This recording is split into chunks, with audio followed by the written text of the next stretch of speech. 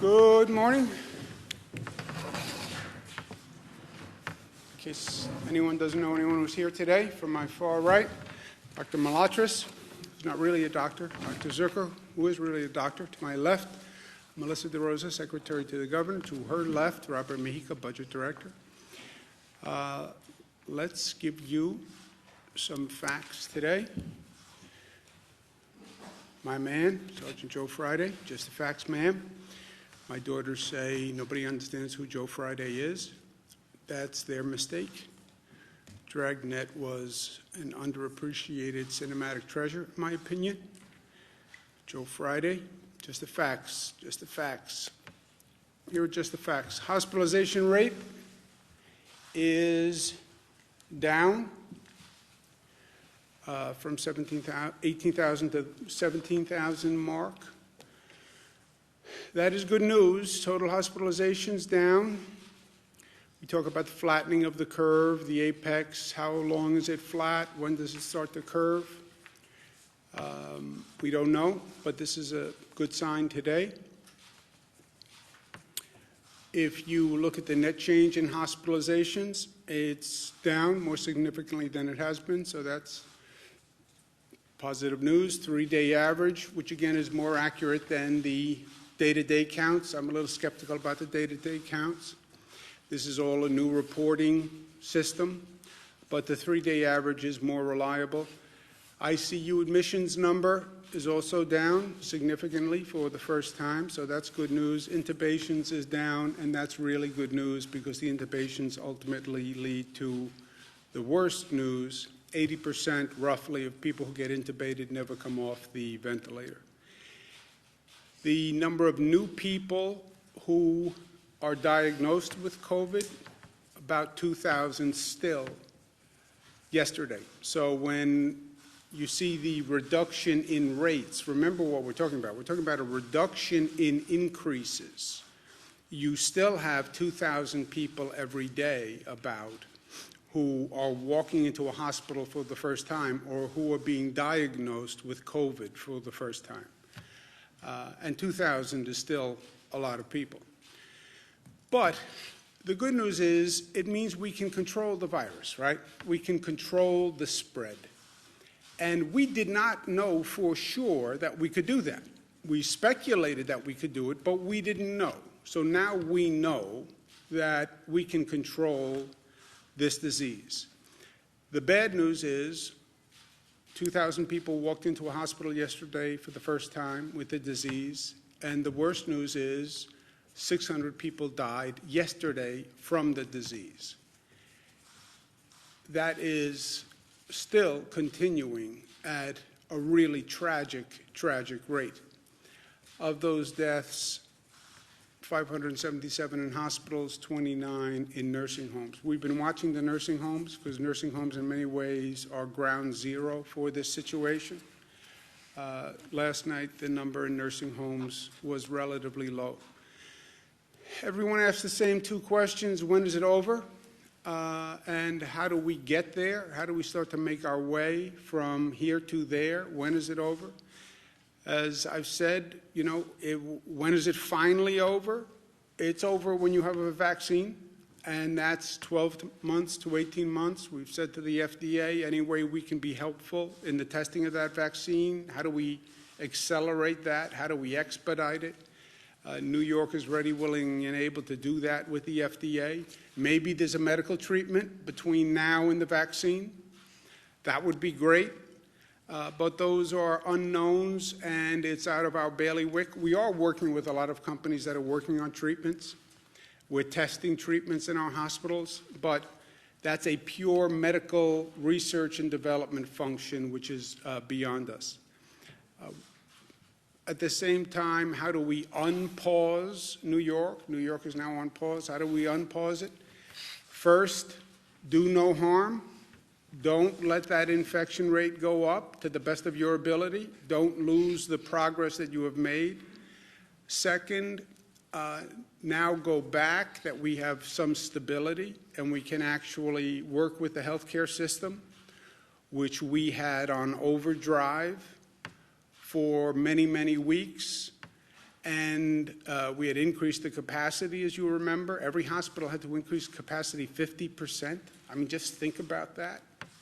50% more beds, staffing those beds during this horrific period. Now we have a chance to be more intelligent, frankly, about handling our healthcare system. Testing and tracing, testing and tracing, testing and tracing, and we need the federal government to work with us on that. And then phasing an economic return to the quote-unquote new normal, right? Those are all activities that are going on at the same time, and that's our plan to quote-unquote unpause New York. You stopped everything. How do you now restart that machine in a coordinated way that doesn't drive up the infection rate? That's the balance that we're trying to strike. On unpausing and having businesses open, that is a nuanced question. There's no light switch. It's not all businesses go back tomorrow.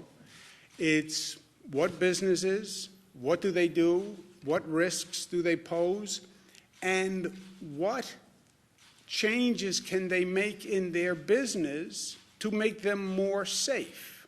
You know, this is not just government deciding. It's government deciding with private businesses who now have to take a look at this new normal, this new reality, and tell us how they think they can adjust to it. One of our questions in evaluations is, how essential is that business service, right? You have to start somewhere. Right now we have the economy working with what are quote-unquote essential workers. That's why the grocery store is open. That's why public transit is running. All right, so we want to start to bring the economy back, move up one tranche on how you define essential. What's the next level of essential businesses?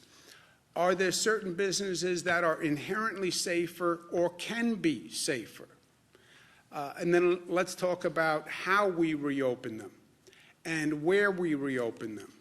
And these are all questions that we have to work through on a case-by-case basis. But there is a matrix. And the matrix is how important is the business to society, how essential a service, and how risky is that business from a rate of infection. And obviously, the more essential a business, the lower the risk, the more they are a priority. And then how do you do it? You do it in phases of priority, and then you phase it up the way we phased it down, which is by percentages. And this is going to be an ongoing process over the coming weeks that we're working through with the other states. But the what, the how, the when, looking at how important that business is and what the risk that business poses, and then do it in coordination with our other states, because this is really a regional issue and it should be addressed on that basis. Coordinating with the other states doesn't mean we'll always be in lockstep, but we'll talk through everything first, and hopefully we're not doing something that's contradictory to another state at a minimum. And so far, so good on that exercise. And that analysis is ongoing. But it's not going to be all about what government does, what government does. The private sector now has to think about what they do and how they do it and how they can do it differently in this new normal. Reimagine your workplace. And we learned a lot through this situation. People worked from home. Well, how many people can continue to work from home and the business still work? How do you socially distance in the workplace? Can you socially distance in your workplace? What are your new normal procedures and practices? How do you think you're going to get workers back and forth? And what precautions would you take? In the workplace, how would people work, and where would they sit, or where would they stand? And how do you do it without conference meetings? And how do you do it without gatherings? How are you going to interact with the public in a way that keeps the public safe, right? We're talking about businesses that pose a lower risk, tell us how you intend to organize and conduct your business. And can you do it in a way that poses a lower risk? And what would you do with your workforce to make sure if an infection happens that we can jump on it quickly? And then as we're going through all this planning, this is going to be a moment of transformation for society. And we paid a very high price for it.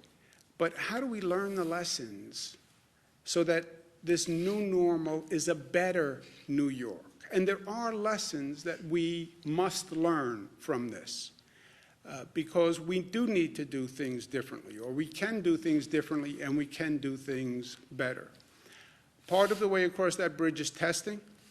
It is the single best tool to inform decisions and to calibrate all of this. This new testing world is a new frontier for all of us. New York State has been very aggressive about doing testing. We set a very ambitious goal when we began, and I'm happy to say they did it. We've done 500,000 tests in 30 days. That's more than California, Florida, and Michigan combined. And this is all about figuring it out first and taking a system that frankly didn't exist and creating this testing system and this testing regimen. 500,000 tests in 1 month. That sounds great, and it was great. It was a great accomplishment. And congratulations to everyone who put it together. But when you think of 500,000 tests in 1 month, and then you compare it to the fact that you have 19 million people in the state, you have 9 million workers, the 500,000 doesn't sound so big, right? So we have many questions to answer. Where do you test? How do you get the supplies? How do you coordinate the private labs? How do you coordinate the demand going to these private labs, right? Everybody wants testing. Private sector companies are calling for testing, and they're going right to the labs. Everyone is going right to these labs, and 50 states are competing, and the federal government is buying product from these labs. This has to be figured out, and it can only be figured out in partnership with the federal government.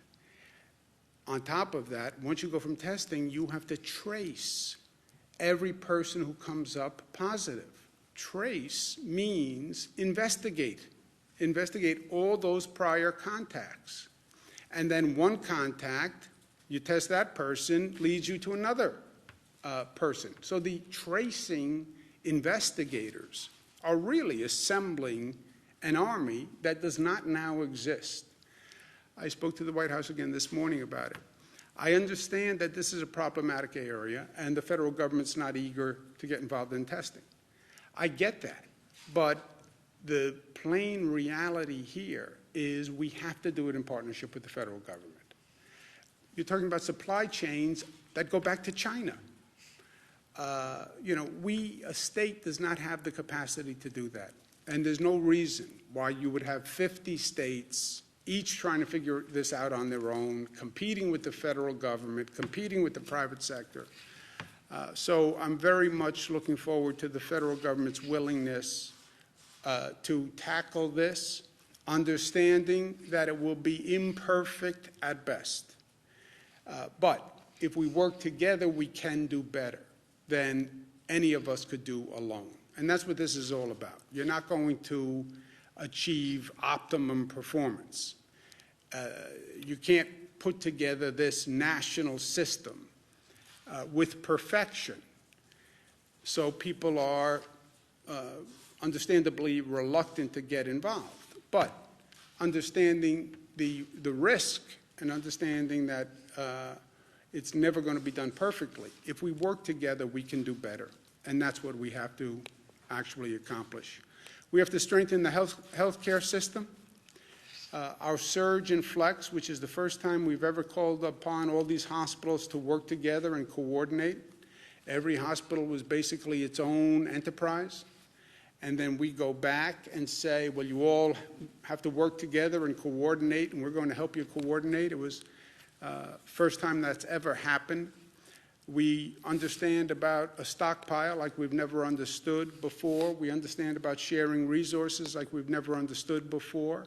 And we understand about sharing among states and how good people were to New York when we needed it, and states stepping up and sending us ventilators. And I said, New Yorkers, don't forget, and New Yorkers are the most generous and most gracious, and we'll be there when people need help. New Jersey is still looking at their curve rising. The wave hasn't crested in New Jersey. They're our neighbors. Anything we can do to help. I've told Governor Murphy all he has to do is ask. We're here. And we're going to send 100 ventilators to New Jersey.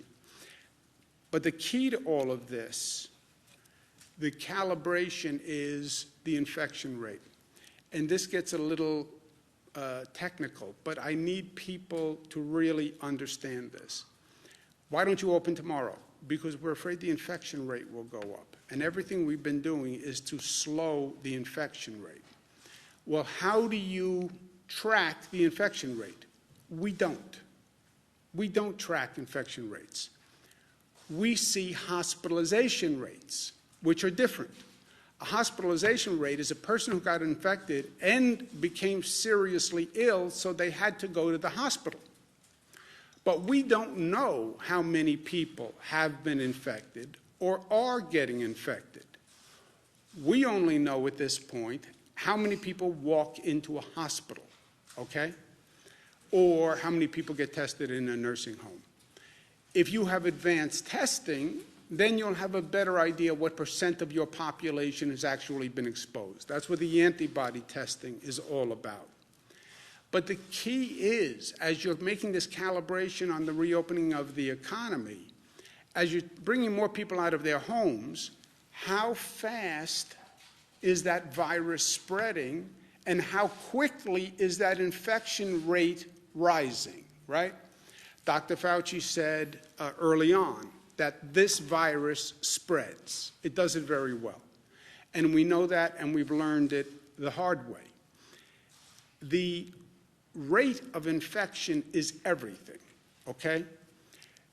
All those early projection models assumed a higher rate of infection, a higher rate of spread. That's why they were calling for so many more hospital beds, many more mortalities, because they projected a higher rate of spread. That has not happened so far. Caveat, so far. We've controlled the beast. We've brought the rate of spread down. If their rate of spread actually happened, we would have been in a much, much worse situation, and we would have been in a really bad place. I mean, their projections were staggering, and it didn't happen because we slowed the models. But remember what they were talking about. CDC, which is supposed to be the preeminent source, 160 million to 214 million people infected, they were projecting. That was only March 13th. That's what the CDC was projecting. You know how many 160 to 214 million are? We only have 328 million people in the country. They were projecting more than half of the population, and maybe 2/3 of the population infected. And that was only a month ago. They were saying 2.4 million people to 21 million people would be hospitalized. You know how many that is? We only have 900,000 hospital beds in the nation. They were saying, by their projection, a minimum of twice as many people would need hospital beds as we have hospital beds. Just imagine that. That was the CDC. The White House Coronavirus Task Force, the same thing. White House Coronavirus Task Force was saying 1.5 to 2.2 million deaths. Deaths. And that was the White House Coronavirus Task Force as of March 31. Okay? best case scenario, 100 to 240,000 with mitigation efforts. March 31, just over 2 weeks ago. So, and that's why all of these models said the same thing. They were all believing a higher infection rate. Now, and that's McKinsey, and that's Columbia, and that's Cornell, that's all of them. That's the Gates-funded model. They were all projecting a higher infection rate. We slowed the infection rate by our actions, and that's why we're in a better position today. Now, what does the infection rate mean? And I know this gets a little granular, but people have to understand it if they're going to understand why we need to do what we need to do. The infection rate is how many people does one person infect, okay? How fast is the virus spreading from one person to another? And they talk about the R0 factor. The R0 factor is the projected spread of the virus, okay? If one person infects less than one other person, the disease is on the decline. If one person basically infects one more person, the rate of spread is stable. I get infected, I infect one person infects one. When you have a really situation out of control is one person infects two people or more, because then the increase is just exponential, and that's fire through dry grass. This is what they were all trying to project, and this is what we have to control as we start to reopen the economy. We say, we turn the valve on the economy, we open a little bit, and we watch the meter, right? What's the meter? The meter is the hospitalization rate, or even better, the virus spread rate. So you start to turn that valve, you start to bring people out of their homes, you start to reopen businesses, you see that number going up, turn the valve back right away. And this is what we're trying to deal with going forward. And again, nobody has been here before, so we're trying to figure it out. If the virus spread increases to the place where one person infects two people, that is an outbreak. If one person is only infecting one other person, that is basically a stable increase. Ideally, one person is infecting less than one person, and that is a decline of the spread of the virus. And that's what we're shooting for. Just to belabor this one more point, where you've seen an outbreak epidemic spread, it's when one person is infecting more than one other person. That's when you're out of control. On the Diamond Princess cruise, the infection rate was one person infects 2.2 additional people. Wuhan was one person was infecting two people or three people. The 1918 pandemic, one person was infecting 1.5 to 2.8. On our severe projection, one person was infecting 1.4 to 1.8. On the moderate projection, one person was infecting 1.2 to 1.4, okay? What we've done, because of our mitigation efforts, social distancing, stay home, lock the door, we've brought it to less than 1. Our infection spread rate is 0.9, okay? Wuhan, which really closed down everything, and locked it up, Wuhan brought the infection rate down to 0.3, okay? So that's the range we're talking about. But when you think about that, we're at now 0.9, we only have a margin of error of 0.9 to 1.2. 1.2 takes you back to the high projection rate. We're at 0.9. That does not leave you a lot of wiggle room. So you're going to start to phase the reopening. You're at 0.9 now. After this entire close down, if you go to 1.2, you're going to have a problem again. So you see how narrow the window is. But New York pause has worked. The close down has worked. That's how we controlled the beast. That's how we got it down to 0.9. However, we're not there yet. We're just at 0.9. Again, Wuhan got down to 0.3. So we have to continue doing what we're doing. I'd like to see that infection rate get down even more. The New York pause policies, the close down policies, will be extended in coordination with other states to May 15th. I don't want to project beyond that period. That's about 1 month. 1 month is a long time. People need certainty and clarity so they can plan. I need a coordinated action plan with the other states. So 1 month, we'll continue the close down policies. What happens after then, I don't know. We will see depending on what the data shows. What does that mean? Tell me what our infection rate spread is. Is it 0.9? Is it 1? Is it 0.7? Tell me what the hospitalization rate is. And then the experts will tell us the best course of conduct based on that data.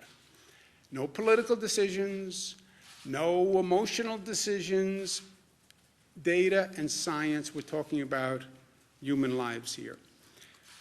As relatively simple and possibly annoying as it seems, wearing a mask is one of the best things that we can do.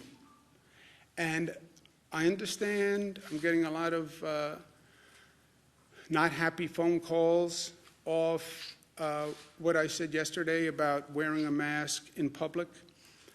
But I'm sorry it makes people unhappy.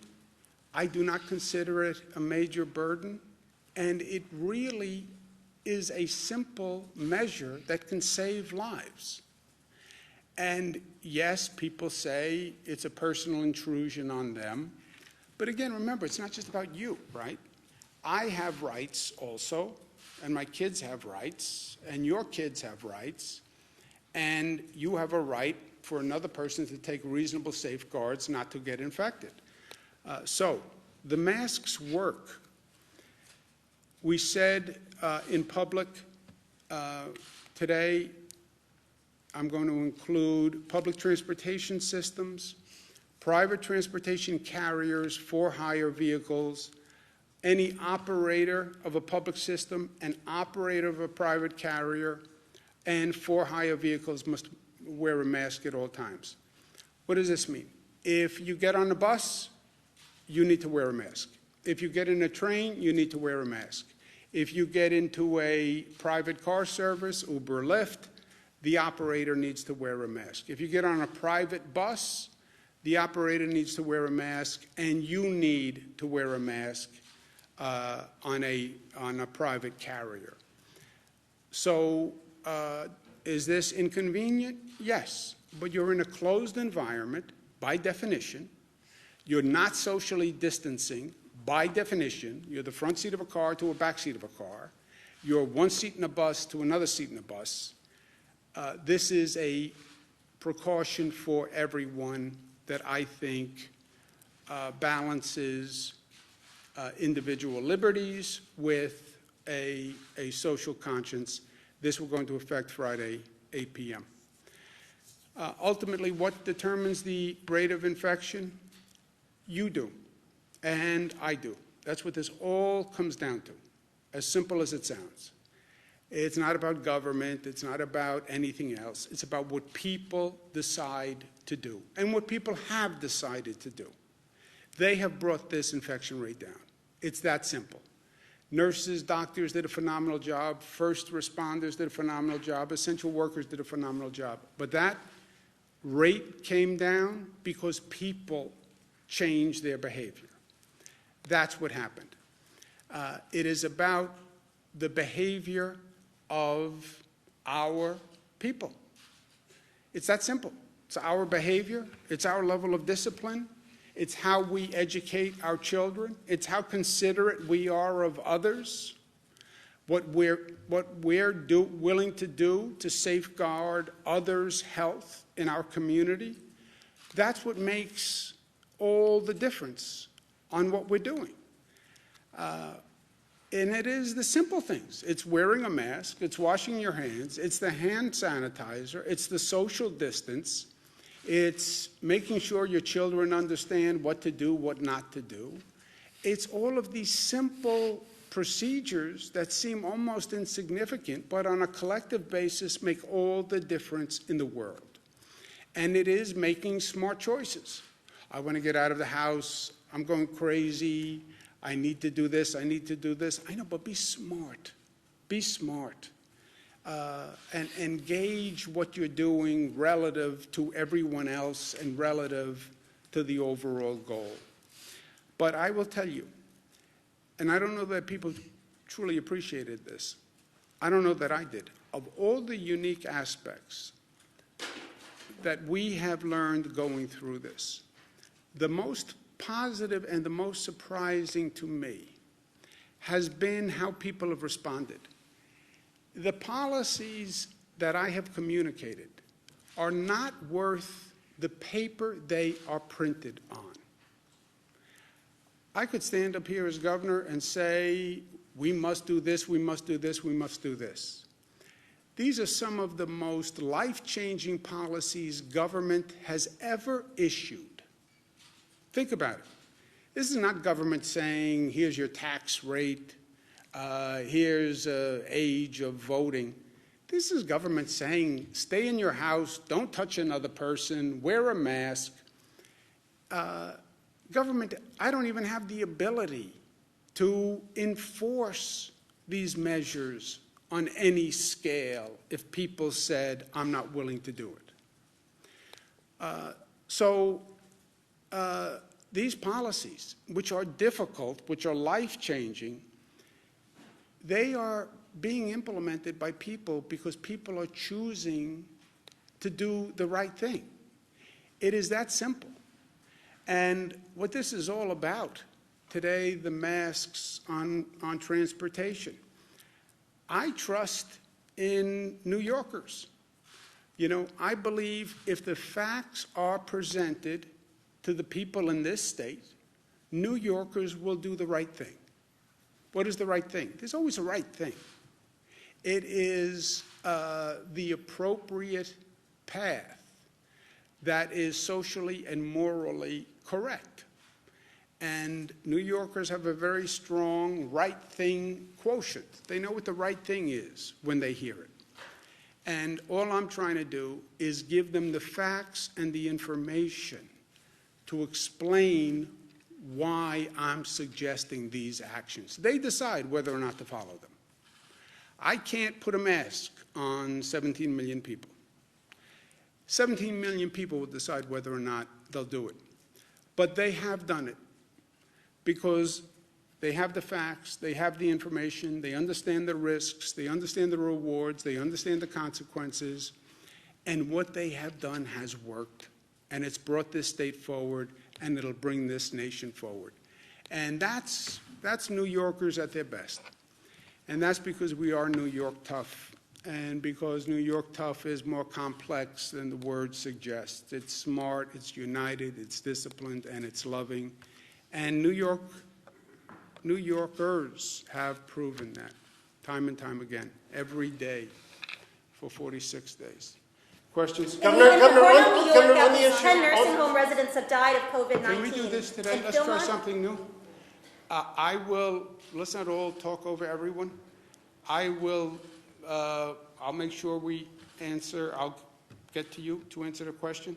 And let's just start. You know what? Go to Jesse. Or let's go to you first. Okay. In Hornell, New York, at least 10 nursing home residents have died of COVID-19. Philmont, there have been at least 23 cases and 6 deaths at one nursing home. The state health mast has 15 residents at a New Windsor assisted living facility. How many and which nursing homes have reported clusters, outbreaks, or requested mass testing from the state, and where are they? And is the state advising nursing homes facing outbreaks to open COVID-only units or transfer patients elsewhere? Would you seen at least in a couple I cases? will get you, I don't know, we have hundreds and hundreds of nursing homes in this state, so I don't know what has happened in every nursing home in the state. I don't have firsthand knowledge of what happened with the nursing homes in Hornell, New York, but we will get you today a list of information by nursing home to the best we have, and as we get that updated, we'll get it to you. Jesse? Governor, on the economic toll of this, Mayor de Blasio is talking about a $7.4 billion hit in terms of tax revenue. Have you discussed help for the city of New York vis-a-vis that, as well as, you know, the 1.2 million people who are now applying for unemployment in the state? Yeah, Jesse.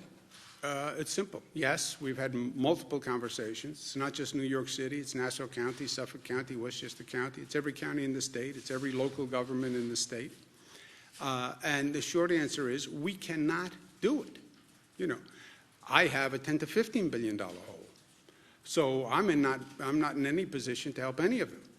That's why I've said this is where the federal government has to step in. And it defies understanding that the federal government is going to say, we've passed major pieces of legislation, pat us on the back, to protect the economy and move the economy forward, but you don't fund state and local governments?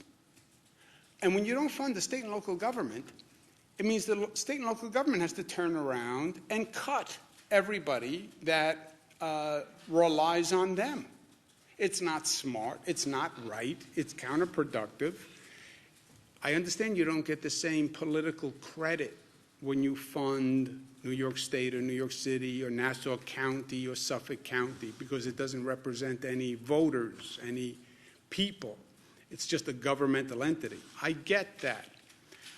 And I get that politically they like to pass legislation where they can call up someone when they get home and say, hey, Jesse, I got a check for you. I understand that. But at one point, you have to put the politics aside and say, we have to do something that's actually makes a difference. And how can you even pretend that you're addressing this crisis when you're starving state and local governments? And that's not a Democrat to Republicans. National Governors Association, headed by a chairman who's Republican, Governor Hogan, great guy, great governor. Myself as vice chairman, we sent a letter saying that to the administration. And by the way, I say it to my Democratic congressional members. I said to Senator Schumer, I said to Senator Gillibrand, you pass a piece of legislation that starves state and local governments, you're not helping the country. You're just not. Well, we have to get to yes. It doesn't matter to get to yes if the bill doesn't do what the purpose is. Bernadette? Just to follow on Marina's question real quickly, why has it taken so long to get specific information about specific nursing homes? That would seem to be in the public interest for people to know where people are dying. We're putting it together. You know, you have to appreciate the practical reality here. That's why I say watch this whole reporting system. You have hospitals that are dealing with hell every day. And you're basically saying, make sure your report isn't late, which is what the Department of Health says. Nursing homes that are dealing with hellacious situations, or make sure your report is on time. Yeah, and look, I've been on the phone with these types of facilities, and they say, I understand, make sure my report is on time. I have 7 people critically ill. I'm short-staffed. I don't have enough PPE, and you're giving me a hard time about reports. So in the balance of things, I understand the degree of difficulty. And how many nursing homes are there? 613. 613 nursing homes, right? So you're not talking about one phone call. But we are getting the data. It is coming in. When will we have it? Do we know? Today. You mentioned that there's, obviously the flattening of the hospitalizations, but we had yesterday the highest, or the day before, the highest number of positive cases since testing started. Are you concerned about seeing that number tick up, and why might that be while the hospitalization? The testing is not indicative of anything, in my opinion. It is not a random sample. It is a function of how many tests you are doing. What's been happening is our testing capacity is going up. As our testing capacity goes up, the more tests you do, the more positives you find. Remember, the testing is not random. It's people who believe they are positive because of the circumstances. They were exposed to a positive person, etc. So you're getting people who you think are positive to test, and then the more tests you take, the more positives you're going to find. The hospitalization rate of any of these rates, the most indicative is the hospitalization rate. Because what it's telling you is these are people who are infected and were seriously ill. That's what the hospitalization rate tells you. It's the only real data you now have. It doesn't tell you the rate of infection spread and whether it's increasing or decreasing. But it tells you how many people walked into the hospital who were positive after they were tested and who were seriously ill. That's the only number you have that is statistically representative. President Trump accused New York City of padding the death count, padding the numbers, because they changed the way that they're recording. So now they're saying they added something like 3,800 new deaths based on in-home deaths. What do you say to that? Do you think that the president is correct in saying that? And also, when is the state going to start having that separate category? Yeah, Melissa knows this better than I do.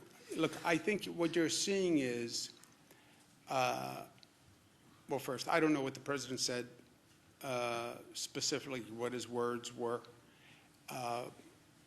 And why would New York City want to inflate a death toll? I mean, that doesn't make a lot of sense. It's bad enough as it is. It's painful enough as it is. Why would you want to inflate a death toll? Look, I don't know, but it sounds even more bizarre than usual that anyone would want to do that. I think what's happening is they're changing. CDC put out different guidelines about what numbers you must report. We've always said all we really know are deaths in a hospital or deaths in a nursing home. Could people be dying at home because of the coronavirus and we're not counting them? Yes. Was this a rough estimate? Yes. So now we're trying to refine the estimate, other categories, other possibilities. I think that's what it is more than anything. It's more of a reporting process. But Melissa, do you know anything more about it? No, it's exactly what the governor said. So the CDC put out guidance on reporting. So actually, it's the president's own CDC that put out this guidance. And the city was very clear. They actually did not tack on that number to the total death count. They created a new category that's called probable deaths. This gets murky, right, because a lot of people are dying of various things, and if it's shortness of breath or you had a fever, there's a lot of assumptions that could be going on behind the positive. Everybody knows in this room, Assemblyman Brodsky, the assumption was that he had died from COVID. A few days later, they discovered it actually wasn't COVID. So the number is not precise, and the city actually did not put that number into the death count number. It's a separate category. I actually believe the press misreported this in some instances and conflated the two. And so that's what it was. But they did not pad the numbers, and this was a CDC-directed category that the city started reporting that the state is actually also working to report. Excuse me a second. Did you want to add something, Doctor? It's exactly what you mentioned. It's the presumed, as Melissa said, they're presumed deaths, that somebody died from something which may have been a different respiratory illness, and they say, well, maybe it's coronavirus. Right, because the Post reported last week that EMS and law enforcement were going to homes and getting that raw data and saying, hey, this could potentially be a much larger number. So is that the kind of misreporting you're talking about? So, but I'm saying when I say conflating, I'm saying there's probable deaths, and then there's the people who we know to have confirmed died of COVID. They tested positive, or after they died, there was an autopsy done, they tested them, and they confirmed after they died that they had COVID. So probable is a category that it's somebody who died, and based on the symptoms or based on how they died, they believe that it could probably have been COVID. So that's that category. The underreporting of the deaths in the home is another added complication into all of this. But to answer your first question, the city did not pad the numbers. They created a separate category to address the probable deaths, which was a directive of the CDC. Yeah, I think what happened, I think that refreshes my recollection. I don't think the city put the numbers together. I think the Times wrote a story that put the numbers together and then said they had a much higher number. I get it's a great headline, but it's not totally accurate. Karen? We're seeing reports out of hospitals that some of the COVID patients, or a significant number, are having kidney failure, and that now that there's a shortage of the dialysis machines, I guess maybe that's more of a question for Dr. Zucker, of how is that something that you're Shortage worried of about dialysis machines? We have heard that we are looking into this about those who need renal dialysis and to make sure the machines are available for individuals. And regarding having kidney failure as a result of having coronavirus, often when people get that ill and end up in the intensive care unit with multi-organ system failure, multiple problems, the kidneys are one of the organs which take the hardest hit initially. Is there a shortage right now? We have heard about an individual report, but there aren't shortages that are across the board. Now, every once in a while we've heard that they need a dialysis machine, and we worked on that to get them in. If they have a shortage, Karen, they call us. We have these daily inventory equipment sharing. That's a surge flex. So if any hospital has a shortage of anything on a daily basis, they let us know. And then we find that, and we've been able to find that equipment for them or that PPE, so nobody's had an actual shortfall. But if somebody had a problem that they couldn't do dialysis because they didn't have machines, they would have more than likely let the state know. Go ahead. I have a few follow-up questions on masks. Does the mandate apply to kids? 2 years and older. 2 years and older. Depends how you define kid. Which is what the CDC recommends. Okay. Yesterday, when referring to the mask mandate, you said it's not that inconvenient. You said, what's the big deal? For many people, we've learned it is a big deal to wear a mask. They feel that this is a symbol of government control. A lot of people feel that this is a symbol people are falling prey to fear. And we've seen doctors on the news for weeks now saying that regular masks, regular medical masks, and the cloth masks do little to protect you from coronavirus. Do you feel like you're underplaying the impacts of your mandate? No, I said, I don't know how you're going to be underplaying. I said that I know there's a lot of opposition to this. I've had many people say they don't like it. So, no, I'm fully aware of the opposition to wearing a mask. It's a face covering, right? Just so we're all saying the same thing. It's a mask or a cloth covering of the nose and mouth. It doesn't have to be a mask. It could also be a cloth covering. But no, I understand that people do not like it. And people understand, some people do not like it. And some people think it is an imposition. And it is a government overreach. I understand that. By the way, some people think the close down order was a government overreach. Some people think that this is all a fabrication and a political conspiracy. To them, I say, if you don't think 600 people died yesterday, and if you don't think that's a problem, I disagree with you. If you doubt that 600 people died, I'll bring you to see the 600 people. So is it a fabrication? No, 600 people died yesterday, okay? And that's a reality we deal with every day. We want to see fewer people die. I'm asking New Yorkers to wear a mask, not just to protect yourself, but to protect other people from you. If you have the virus, you can infect other people. And you have a liability, a responsibility not to infect me because you're sick. And that's what a mask would help. I understand the opposition. My phone's ringing off the hook with the opposition. I also understand what 600 deaths mean. I understand the toll on the healthcare system. I understand the nurses and the doctors who are stretched to their limits. I understand the police officers who go out there every day and who are afraid. And asking New Yorkers to wear a mask at this time, I think, is more than reasonable. I understand that people disagree. Are you wearing a mask on the day-to-day? When I am in public circumstances, yes. Here in this room, no. Let's do someone who didn't ask a question. What will it take for us not to have to social distance? You've said that a vaccine can take 12 to 18 months. Is that how long we'll have to social distance for? You know, it depends on how good we are at reducing the spread of the virus, and we don't know that. It also depends on when they come up with a medical treatment, and we don't know that. So I understand people want certainty and closure, but we don't have it. We don't have it. Let's do someone who didn't ask a question. Josefa? California, Gavin Newsom is giving undocumented immigrants $500 since they were cut out of the federal stimulus package. Is New York considering doing something similar, and can we do that considering our financial state? Well, look, we financially, if we don't get the federal government to actually pass a piece of responsible legislation, and I've said to to the extent they care for my 2 cents, our senators, don't pass a piece of legislation if it's not responsible. Well, then they'll say we didn't pass legislation. Yeah, say I wouldn't I wouldn't pass an irresponsible piece of legislation. Better than passing an irresponsible piece of legislation, right?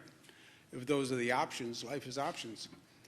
So yeah, we are at a point financially where we have a $10 to $15 billion deficit. Yesterday I was asked about, well, why not just let the raises go through for state workers? When you are broke, it would be irresponsible to do these things. I do hope and believe the federal government should have a more inclusive policy. Go ahead, let's do one. Undocumented immigrants, that there's no shot. Well, we're looking at it, but we have real financial problems right now. Hey, Governor, at a time when you're talking about the importance of regional coordination, it seems Governor Murphy is allowing state parks to stay open, yet here in New York State they are closed. Is that problematic? You know, as I said, there's not going to be 100% conformity of the plans. More it's understanding what they're doing, what we're doing, so we don't conflict and bump into each other, which has happened in the past, because people make decisions. The state parks, look, I can argue it either way, right? All of these things are judgment calls, but I don't think that's especially problematic either. And regarding unemployment, we're hearing stories that people are still not getting return phone calls within 72 hours, particularly people who are self-employed, who have lengthy documentation to fill out. Has that been an issue? I don't know if it's for you. I have not heard that. Melissa, do you know where that is? So again, let's do some context here. As Jesse noted, and the Labor Department is going to be putting out the figures later today, another 400,000 people filed claims for uninsurance in the last week, the week ending this past Friday, which brings us up to 1.2 million claims in the last 5 weeks. To give you guys a sense of comparison, during the entirety of the 2008 crash, New York State lost 300,000 jobs. So in terms of the volume that the Department of Labor is dealing with, just for everyone's understanding. At this point, they have completed 925,000 claims. There's 275,000 claims that are outstanding. Some of those people are from the last week. Some of those people, unfortunately, date back to the middle of March. Most of the people who date back to the middle of March are people who require additional forms for, as you said, people who are self-employed, people who are contractors, and so that process has been taking longer. We're working together to try to figure out the best way possible to expedite this. It's great that the system has worked better for some. If you're one of the people who are still struggling, it doesn't matter at all, and we understand that, and I sympathize with that, and I apologize for that. And we're going to continue to do everything we can to bring the system up to deal with this scale as soon as possible. Let's do one more. Somebody go ahead. What about low-income people or homeless people who maybe might not be able to purchase a mask? Is there going to be a way for them to maybe pick up one or something? Yes, we're working on that, and we're working with local governments in making sure people who can't pay for a mask can have one. Remember, it's not a mask. It's a face covering, so it can be a handkerchief, a bandana, it can be a cloth covering, et cetera. It can be stylish or fashionable or just boring and plain like mine. All right, I'm going to go to work.